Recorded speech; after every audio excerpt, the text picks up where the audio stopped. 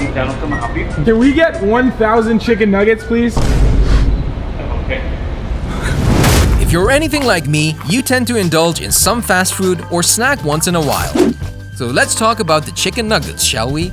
No one claims that choosing to eat chicken nuggets is a healthy option. We don't go there for that. But even taking that into consideration, some of the ingredients in McDonald's Chicken McNuggets seem outright unnecessary, not to mention unhealthy and potentially unsafe. If I told you that the main ingredient in nuggets isn't chicken meat, would you believe me? Well, you better, since it's usually fat, bone, epithelium, and connective tissue. Yummy! Does your mouth start watering too? I guess not, but hey, they taste so good. So you'll probably catch me sitting at home once in a while, still eating those nuggets, and just enjoying life in general. Even though I know it's not all chicken.